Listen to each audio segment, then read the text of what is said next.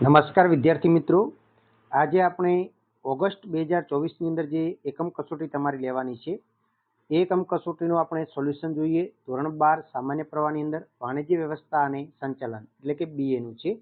આ એકમ કસોટી તમારે મોડલ સ્વરૂપે છે. ઓરિજિનલ એકમ કસોટી જે છે એ આપણી Telegram channel one touch education channel ઉપર અપલોડ કરવામાં આવશે, એટલે તમે ઓરિજિનલ ત્યાંથી મેળવી શકશો અને સાથે સાથે એનું સોલ્યુશન પણ આપવાનો પ્રયત્ન કરીશું. તો આ એકમ કસોટી જે પ્રશ્ન બેંક છે એમાંથી જ તમારે એ જ એકમ કસોટી પ્રશ્ન બેંક આવવાની છે.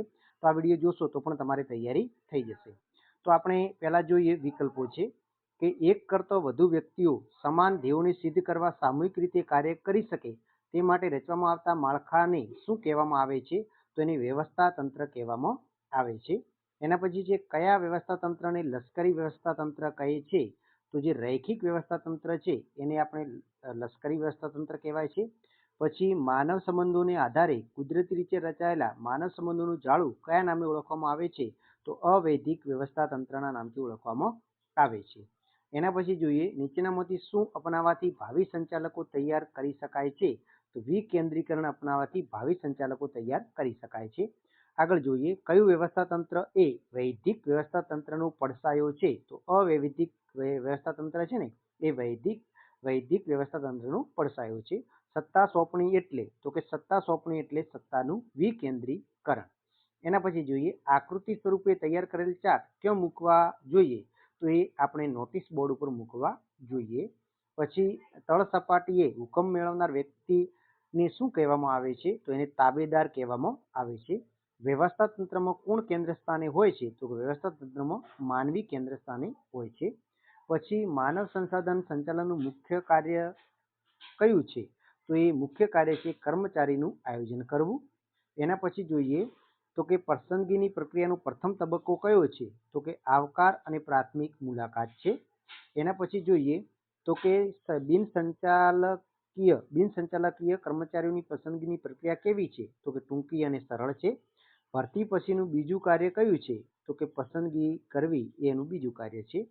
પછી બિનસંચાલકીય કર્મચારીની પસંદગીની પ્રક્રિયા કેવી છે? ટૂંકી અને સરળ છે. બરાબર. હવે એના પછી આપણે આગળનું જોઈએ તો કે આગળ કર્મચારીઓની ધંધાકીય એકમની શું છે? કર્મચારીઓ ધંધાકીય એકમની શું છે? તો કે એ અમૂલ્ય મિલકત છે. કર્મચારી ઉત્પાદનનું કેવું અંગ છે? તો કર્મચારી ઉત્પાદનનું જીવંત અંગ છે. તાલીમ એ કેવી પ્રક્રિયા છે? તો તાલીમ એ સતત ચાલતી પ્રક્રિયા છે. બઢતી અને આકર્ષણમાં કેન્દ્ર સ્થાને કોણ છે? તો કેન્દ્ર સ્થાને કર્મચારી છે. એના પછી જોઈએ ટૂંકા પ્રશ્નો. તો વ્યવસ્થા તંત્ર એટલે શું? તો કે સમાન ધ્યેયની પ્રાપ્તિ માટે તેમાં પ્રવૃત્ત થયેલા વ્યક્તિઓ વચ્ચે સત્તા અને જવાબદારીની વહેંચણી દર્શાવતું માળખું એટલે વ્યવસ્થા તંત્ર. એના પછી નેક્સ્ટ જોઈએ બીજો પ્રશ્ન, સત્તા સોંપણી કોને કહે છે? તો મદદનીશો પોતાને સોંપવામાં આવેલ કાર્યો અસરકારક રીતે પાર પાડી શકે તેમને કાર્ય કરવા માટેની અને તેમનો અમલ કરવા માટે જે માટેની સત્તા આપવી પડે તેને સત્તા સોંપણી કહેવામાં આવે છે. એના પછી આપણે જોઈએ કયા વ્યવસ્થા તંત્રને લશ્કરી વ્યવસ્થા તંત્ર કહે છે? તો રૈખિક વ્યવસ્થા તંત્રને લશ્કરી વ્યવસ્થા તંત્ર કહે છે.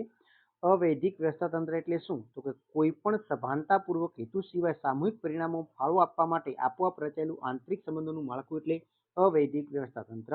અને આ વ્યવસ્થા તંત્રમાં કર્મચારીઓ એક જૂથમાં કાર્ય કરતા હોવાથી માનવ સંબંધોને કારણે એકબીજાનું કાર્ય કરવાની તૈયારી દાખવે છે. પછી ઉત્તરદાયિત્વ કોને કહેવાય છે?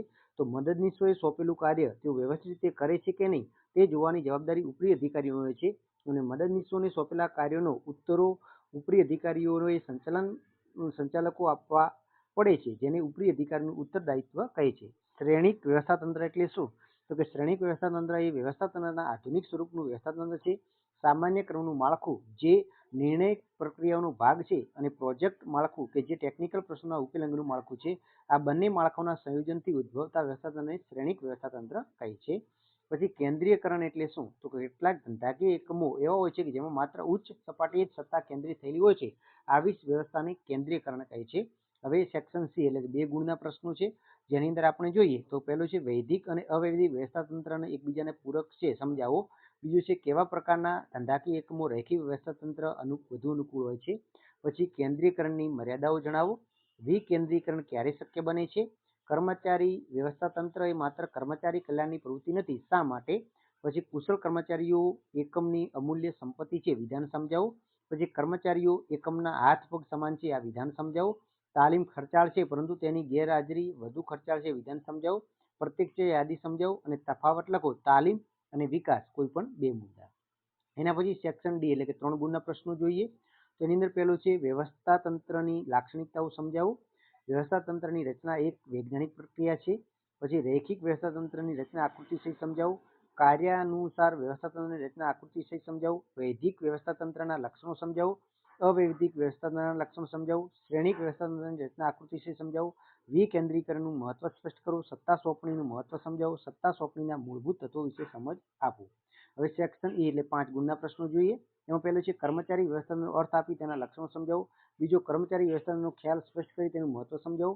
ત્રીજો ભરતી એટલે શું તેની આંતરિક પ્રાપ્તિ સ્થાનો સમજાવો. ચોથું ભરતી એટલે શું તેના બાહ્ય પ્રાપ્તિ સ્થાનો સમજાવો. અને પસંદગીની પ્રક્રિયા સમજાવો. તો આટલું તમારે તૈયાર કરવાનું થશે.